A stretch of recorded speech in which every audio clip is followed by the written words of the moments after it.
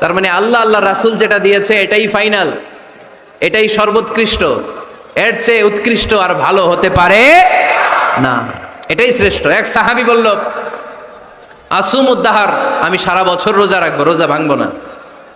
আরেক সাহাবী বলল, আতাজিলুন নিসা, আমি আমার বউয়ের কাছে যাব না, আজীবন বৈরাগ্য জীবন যাপন করব। আরেক সাহাবী বলল, উসল্লিল লাইলা কুল্লাহ, সারা রাত তাহাজ্জুদ পড়ব, ঘুমাবো না। এই কথা শুনে বিশ্বনবী রেগে গেলেন। বিশ্বনবী বললেন, কে কে বলেছে এই কথা যে সারা বছর রোজা রাখবে, সারা রাত তাহাজ্জুদ পড়বে, স্ত্রীর কাছে যাবে না? ইন্নী আখশাকুম লিল্লাহি ওয়া আতকাকুম লাহু, নিশ্চয় আমি তোমাদের চাইতে আল্লাহকে বেশি ভয় করি।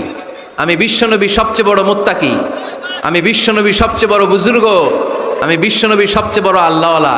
তো আমি এত বড় আল্লাহওয়ালা হয়ে আমি 11 জন স্ত্রী রেখেছি, আমি এত বড় আল্লাহওয়ালা হয়ে রাতে তাহাজ্জুদও পড়ি, আবার কিছু অংশ ঘুমাই, আমি এত বড় আল্লাহওয়ালা হয়ে বছরে কিছু সময় রোজা রাখি, মাঝে মাঝে রাখি না। তো আমি ব্যালেন্স করে জীবন ধারণের পরে আমার আল্লাহওয়ালাগিরিতে কোনো সমস্যা হয় নাই, আমার নবী হতে সমস্যা হয় নাই। তোমাদের সমস্যা হলো কেন?